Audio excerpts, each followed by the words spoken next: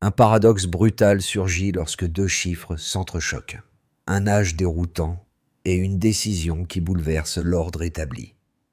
À seulement 35 ans, Ibrahim Traoré déclenche une onde de choc en nationalisant l'or, tandis que les puissances qui profitent depuis des décennies redoutent soudain la perte d'un avantage jugé intangible.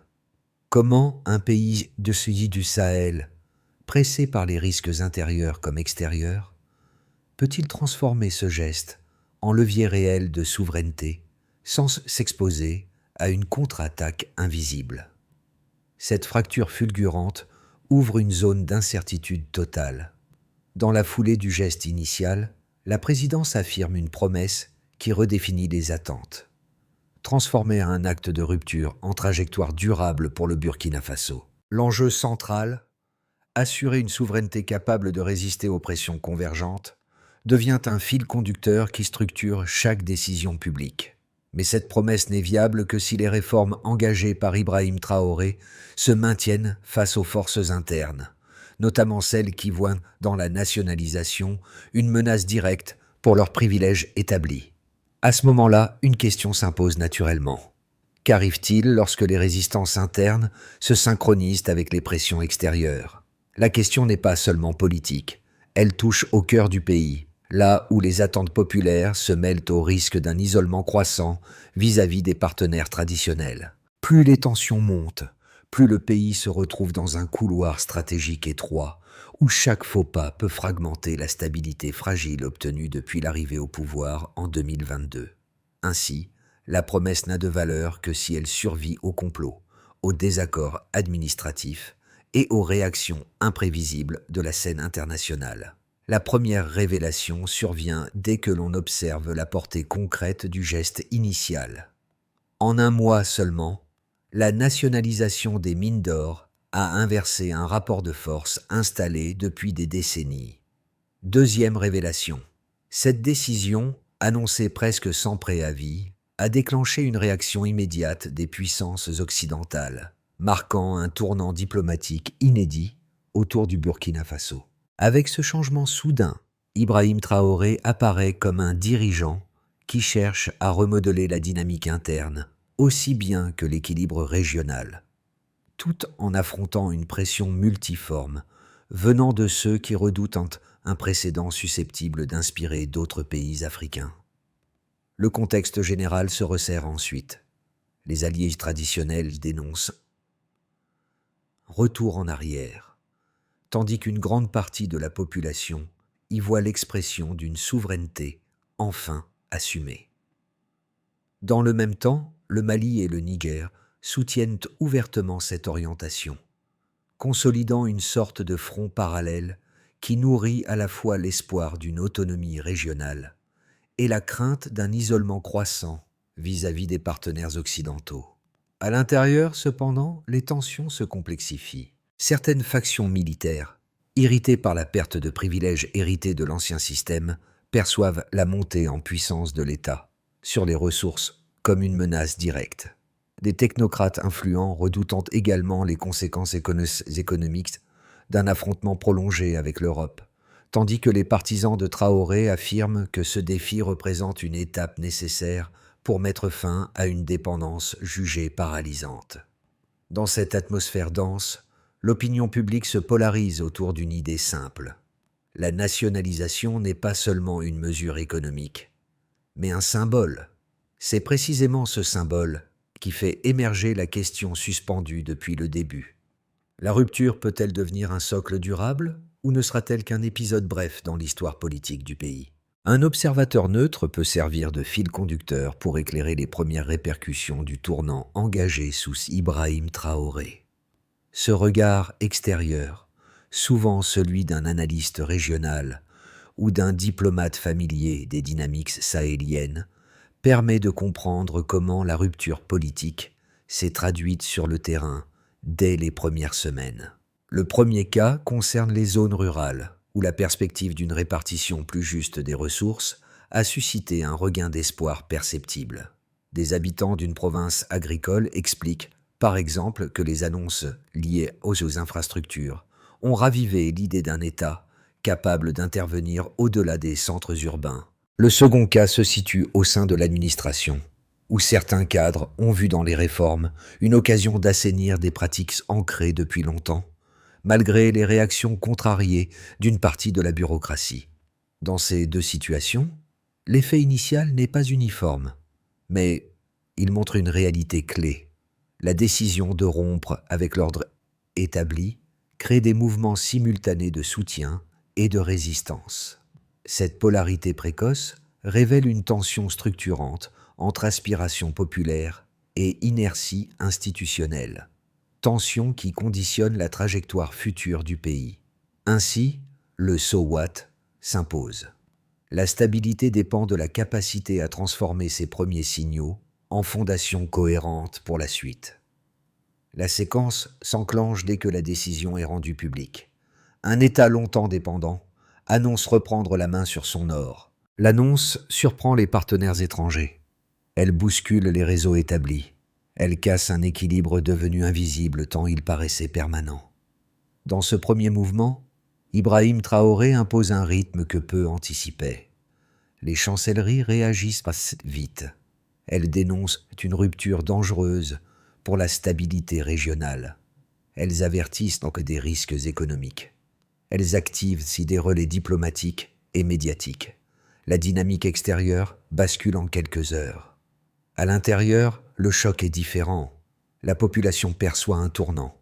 Elle lit dans la nationalisation un symbole de récupération du pouvoir réel. Elle y voit un début de réparation historique. L'onde de soutien gagne les rues. Elle traverse les quartiers populaires. Elle s'étend jusqu'aux villes secondaires. Ce soutien massif donne une légitimité immédiate au projet. Mais un contre-coup survient. Certaines factions militaires s'inquiètent. Elles redoutent que la perte de position acquise. Elles craignent une centralisation accrue. Elles murmurent dans l'ombre des scénarios alternatifs. Le climat se tend. Les technocrates interrogent les effets économiques. Ils évoquent les sanctions possibles. Ils craignent un isolement rapide. Ils tentent de temporiser. Cette tension interne devient le deuxième arc de la séquence. Le débat se fait plus dur. Les alliances administratives se réorganisent. Les soutiens traditionnels hésitent. Une fracture se dessine. Dans ce brouillage, une étape nouvelle s'impose. La réaction régionale. Le Mali et le Niger saluent le geste. Ils y voient un précédent libérateur. Ils renforcent leurs liens politiques. Ils amplifient leur coopération. Cette convergence crée un contrepoids. Elle produit un effet de halo. Elle redéfinit les rapports de force. Le Burkina Faso gagne une profondeur stratégique inattendue. Mais cette dynamique enclenche un troisième mouvement. Les puissances occidentales s'inquiètent. Elles redoutent un effet domino. Elles craignent une zone entière affranchie de leurs leviers traditionnels. Elles multiplient les signaux d'avertissement. Cette phase aiguise les tensions internes. Les complots réapparaissent. Les tentatives de déstabilisation se multiplient. Des factions cherchent à prendre l'ascendant. Le climat devient instable. L'armée se transforme en champ de rapports de force mouvants. La présidence resserre la sécurité. Elle renforce les structures de contrôle. Elle verrouille certains postes sensibles. Elle stabilise les unités loyales. Cette riposte permet de reprendre partiellement la main. Mais la pression reste élevée. Chaque jour devient un test. Chaque décision doit absorber les contraintes internes et externes. La trajectoire se complexifie. La présidence tente de convertir la rupture initiale en stratégie durable. Elle cherche à éviter l'essoufflement. Elle veut transformer l'élan populaire en colonne vertébrale politique. Elle doit aussi désamorcer les résistances militaires. Elle doit rassurer les cadres administratifs. Elle doit contenir les inquiétudes économiques. Cette succession d'étapes dessine un récit précis. Activation, contre-attaque, recomposition, consolidation fragile. Le pays entre dans une zone où chaque progrès génère une réaction équivalente. Le système se tend, mais ne cède pas. La route reste ouverte, mais semée de chocs successifs. La transition apparaît clairement lorsqu'on observe un mouvement mesurable. La nationalisation a généré près de 1,2 milliard de dollars, un montant qui modifie brusquement l'équilibre financier d'un pays habitué à céder l'essentiel de ses ressources. Cette somme, équivalente à environ 15% du PIB, devient un levier inédit pour un État longtemps privé d'une marge de manœuvre réelle. Le delta est net. Ce flux financier, auparavant capté par des acteurs extérieurs, est désormais orienté vers des infrastructures visibles sur le terrain. L'effet se lit dans les projets routiers, dans les écoles réhabilitées et dans les hôpitaux que les régions rurales attendaient depuis des décennies. On ne parle plus seulement de symboles politiques, mais d'une redistribution concrète. Dans cette logique, Ibrahim Traoré tente d'installer un cycle vertueux où les revenus miniers alimentent directement les besoins collectifs. Le deuxième indicateur confirme cette dynamique. La croissance atteint 3,2% au dernier trimestre, un chiffre légèrement supérieur aux 2,8% de la période précédente. Ce glissement, bien que modeste, sert d'amorce à un changement d'inertie économique. L'amélioration reste fragile, mais elle indique que le pays n'a pas vacillé sous la pression extérieure immédiate. Les économistes locaux y voient un signe de résilience, parfois même une fenêtre d'opportunité, si les tensions se stabilisent. Le troisième indicateur touche à la diversification. Les investissements dans les énergies renouvelables augmentant de 12%, une progression qui accompagne la volonté d'ancrer de nouveaux piliers économiques. Cette hausse, bien qu'alimentée par des moyens encore limités, traduit un repositionnement stratégique pour réduire la dépendance énergétique. Ces données quantifiées montrent plus qu'un simple effet d'annonce. Elles décrivent un début de trajectoire. Cependant, la mécanique reste exposée à des contre-effets. L'inflation progresse, notamment dans les denrées alimentaires, avec un rythme de 8,4% qui fragilise les ménages urbains. Cette hausse, nourrie par les tensions internationales et les réactions en chaîne du marché, menace une partie des gains obtenus. Les foyers les plus vulnérables ressentant déjà l'impact de cette pression sur leur budget quotidien. Afin d'amortir ce choc, l'administration cherche des marges d'intervention. Mais les solutions restent limitées, dans un contexte de rééquilibrage diplomatique encore incertain. Sur le terrain militaire, la situation avance autrement. La discipline progresse et les conflits internes diminuent de 15%. Un recul attribué aux efforts de transparence imposés dans la chaîne de commandement. Dans l'appareil d'État, cet indicateur devient un argument pour défendre les réformes. Mais il ne suffit pas à rassurer les officiers réticents. La remontée d'informations signale toujours des tensions, surtout au sein des groupes qui ont perdu des avantages historiques. Ainsi, les chiffres montrent des améliorations partielles mais significatives, confirmant que la rupture engagée n'a pas produit d'effondrement immédiat. Ils révèlent un pays qui oscille entre avancées économiques, fragilité sociale et ajustement militaire. Un pays où chaque progrès se heurte à une contrainte parallèle. Ce jeu d'équilibre devient la clé de lecture d'une transition encore précoce, encore instable, mais désormais mesurable. Deux thèses contradictoires s'imposent lorsque l'on examine la trajectoire récente du pays. La première, défendue par les sceptiques, affirme que la rupture avec les puissances occidentales constitue un risque majeur. Selon eux, la nationalisation des mines d'or pourrait isoler le Burkina Faso, réduire son accès aux technologies extérieures et amplifier les tensions économiques internes. Ils redoutent des sanctions progressives, craignent un recul des investissements directs étrangers et anticipent une pression accrue sur les prix des produits essentiels. Ils rappellent que l'inflation alimentaire augmente déjà et que cette dynamique pourrait peser durablement sur les ménages les plus vulnérables. Pour cette ligne de pensée, les réformes actuelles ne corrigent pas les failles structurelles de l'économie. Une dépendance persistante aux matières premières, une fragilité institutionnelle et un tissu industriel encore limité. Ils décrivent ainsi une trajectoire où la souveraineté proclamée pourrait déboucher sur une instabilité prolongée. La seconde thèse, portée par les partisans du changement, avance un argument inverse. Elle soutient que la nationalisation n'est pas un risque, mais un acte fondateur destiné à renverser des décennies de dépendance néocoloniale. Elle insiste sur les premiers effets tangibles, revenus réinjectés dans les infrastructures, croissance légèrement renforcée, alliance régionale consolidée avec le Mali et le Niger. Elle souligne également que la réaction populaire massive montre une adhésion rare dans l'histoire récente du pays. Pour cette vision, le coût immédiat est inévitable, mais il constitue une étape nécessaire pour une économie capable de maîtriser elle-même ses ressources. L'objectif n'est pas une prospérité rapide, mais une souveraineté progressive. La réponse aux deux visions se trouve dans les données observées jusqu'ici. La croissance progresse légèrement, indiquant que le pays ne s'est pas effondré malgré les pressions extérieures. Les revenus miniers, réorientés vers le développement, montrent qu'un changement structurel commence, même s'il reste fragile. Les tensions militaires diminuent partiellement grâce à des réformes de transparence sublaissent.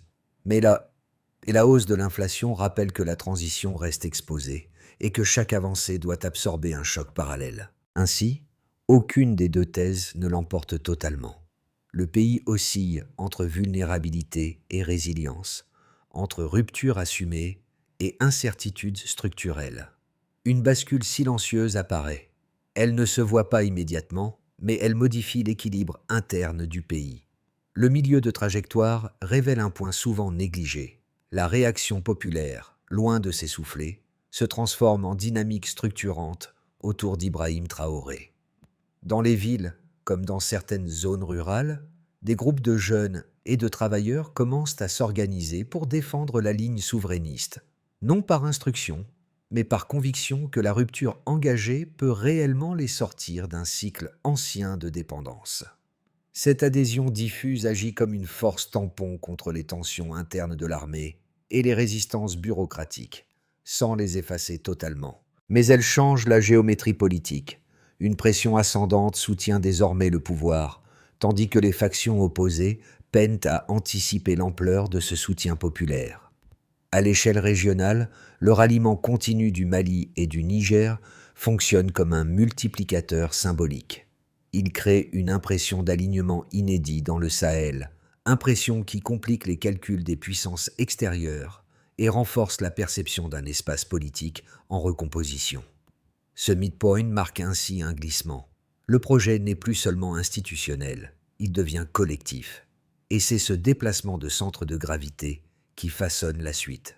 L'administration observe un changement immédiat dans la manière dont les décisions stratégiques sont perçues, car la nationalisation recentre l'autorité institutionnelle sur l'État. Les ministères voient revenir un pouvoir budgétaire, longtemps émietté entre acteurs extérieurs, ce qui modifie la logique interne des programmes publics.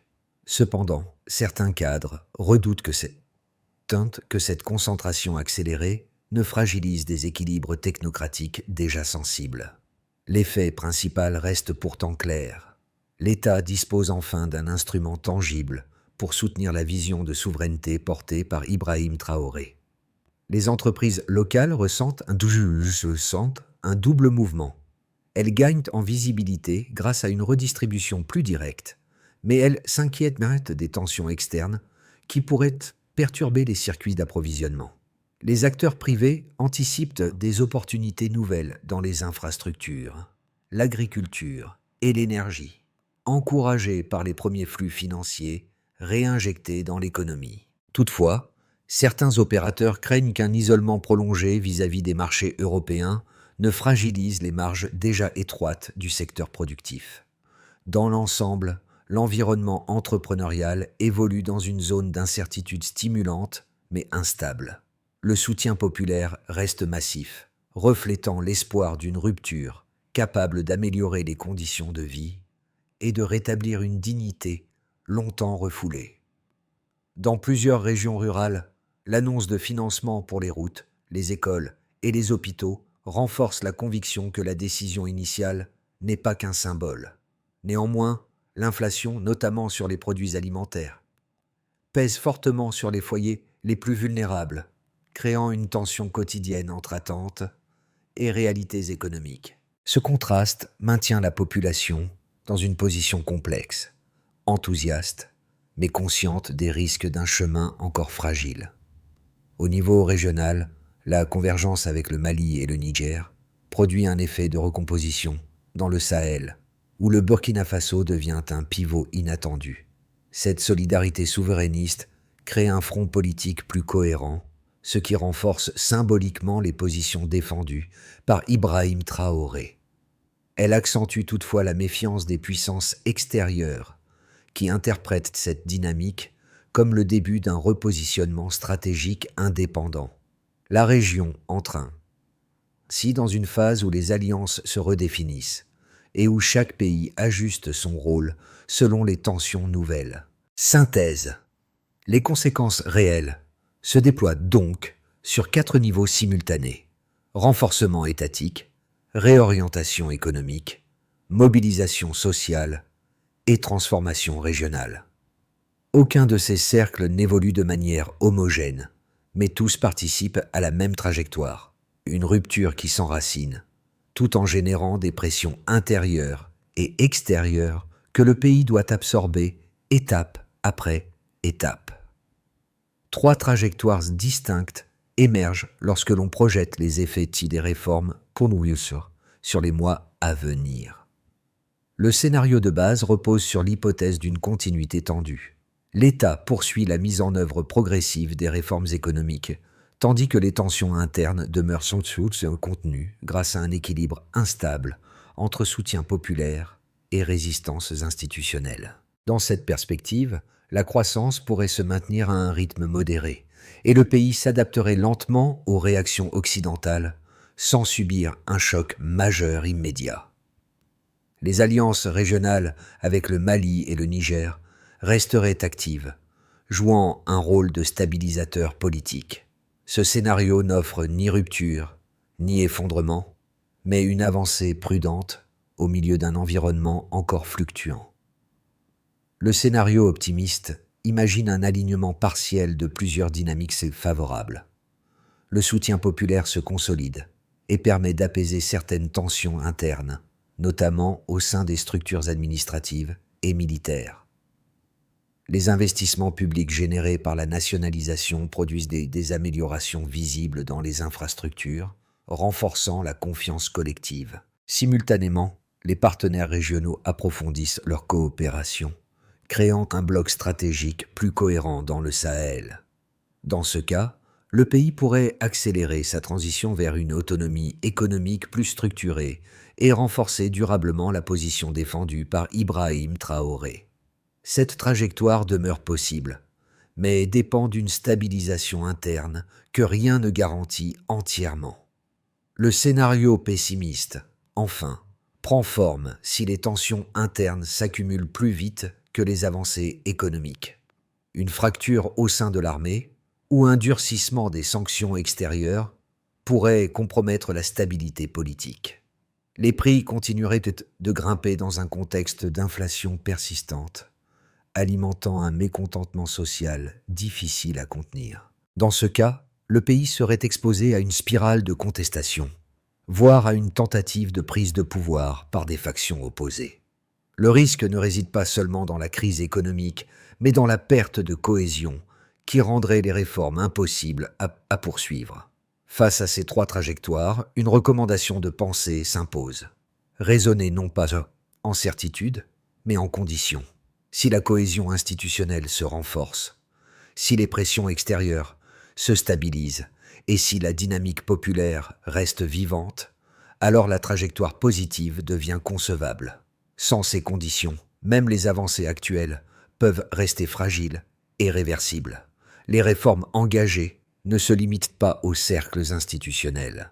Elles touchent directement 3 groupes dont la perception conditionne la suite du processus politique. Le groupe A, composé des travailleurs urbains et des jeunes diplômés, voit dans la rupture un signe de dignité retrouvée. L'idée que les ressources nationales puissent financer des infrastructures publiques résonne fortement dans leurs attentes quotidiennes.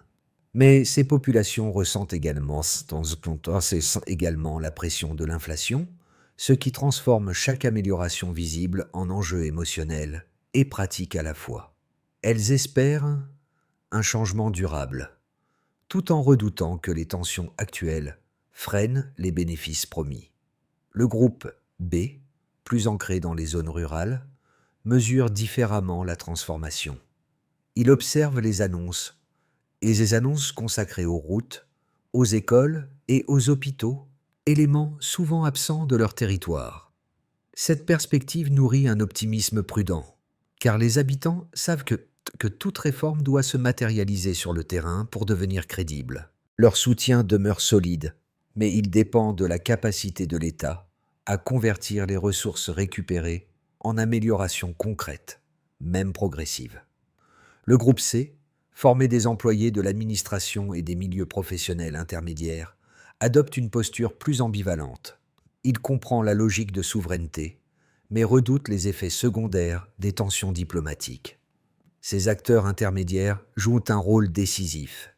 Ils appliquent ou freinent les réformes selon la confiance qu'ils accordent au projet. Selon leur perception, la transition peut devenir fluide, ou au contraire, se heurter à des résistances diffuses mais persistantes. Ainsi, toucher ces trois groupes revient à lier émotion, réalité matérielle et capacité de projection. Et c'est dans cet espace que se construit la stabilité ou l'incertitude des mois à venir. Stabiliser la trajectoire amorcée nécessite une feuille de route claire, structurée autour de mesures capables d'absorber les tensions internes tout en consolidant les acquis visibles depuis les premières sessions réformes d'Ibrahim Traoré. Un premier axe consiste à renforcer la cohésion institutionnelle, notamment en poursuivant les efforts de transparence au sein de l'armée et de l'administration. Cette étape vise à réduire les zones d'opacité qui nourrissent les rumeurs de complot et à stabiliser la chaîne de commandement. Un deuxième axe relève de l'économie réelle, orienter systématiquement les revenus issus des ressources vers des projets à impact rapide, les infrastructures de proximité, les services essentiels et les programmes sociaux sont les terrains les plus susceptibles de transformer la perception collective et de réduire les frustrations alimentées par l'inflation. Ce choix permet à l'État de démontrer que la nationalisation n'est pas un geste isolé, mais un mécanisme durable de redistribution. Un troisième axe doit consolider les alliances régionales. Le Burkina Faso peut approfondir ses partenariats avec le Mali et le Niger afin de créer des initiatives conjointes dans l'énergie, la sécurité et les échanges commerciaux. Un cadre de coopération cohérent diminuerait les vulnérabilités externes et offrirait un espace diplomatique plus stable. Un quatrième axe concerne la gestion interne du débat politique. Encourager des mécanismes de consultation entre les différentes composantes sociales et professionnelles permettrait d'intégrer les critiques constructives au lieu de les laisser se transformer en obstacles structurels. Ce dialogue, même limité, favoriserait une adhésion plus large aux réformes. Enfin, un cinquième axe doit porter sur la capacité du pays à absorber les pressions extérieures. Diversifier les partenaires internationaux, tout en maintenant une posture souveraine, créerait un tampon diplomatique essentiel pour les mois à venir. L'ensemble de ces étapes forme un cadre d'action où chaque avancée renforce la suivante, et où la stabilité dépend de la cohérence globale du chemin choisi. Le regard de l'observateur neutre, celui qui accompagnait les premières répercussions des réformes, revient au cœur du récit pour éclairer ce moment charnière. Il constate que le pays n'avance plus seulement sous l'effet d'une décision politique, mais sous l'impulsion d'une volonté collective qui s'est consolidée au fil des mois. Dans cette dynamique, Ibrahim Traoré apparaît comme un point de convergence plutôt qu'un simple initiateur, car la rupture engagée s'est transformée en cadre d'action partagé par des groupes sociaux, auparavant éloignés les uns des autres. L'observateur voit aussi que les tensions demeurent, que les résistances n'ont pas disparu, mais il note un déplacement progressif. L'idée de souveraineté circule désormais au-delà des cercles officiels et irrigue les discussions quotidiennes. Ce glissement donne une profondeur nouvelle à la trajectoire du pays, comme si les phases de doute, les hésitations administratives et les inquiétudes économiques avaient fini par s'assembler en une seule question essentielle. La phrase d'Anne s'impose alors naturellement. La force d'un projet repose sur ceux qui choisissent d'y croire ensemble. Le mouvement amorcé dans le pays dépasse désormais les frontières institutionnelles pour toucher des espaces plus larges. Discussions de quartier, réseaux associatifs, cercles professionnels et plateformes d'échange. Cette circulation des idées façonne une conscience collective où la souveraineté n'est plus perçue comme un concept lointain, mais comme une démarche progressive à laquelle chacun peut contribuer. Elle encourage des initiatives locales, des débats publics mieux structurés et une attention renouvelée portée aux enjeux régionaux, surtout dans un Sahel en pleine recomposition. Elle invite aussi à dépasser les clivages immédiats pour envisager une participation plus large à la stabilité, au dialogue et à la capacité d'action partagée. C'est dans cette articulation entre engagement individuel et horizon collectif que se dessine une place nouvelle pour le pays. Une place où chaque voix compte et où chaque geste peut influencer la trajectoire commune. Reste alors une question simple mais déterminante. Quelle part chacun souhaite-t-il jouer dans cette construction qui ne fait que commencer ?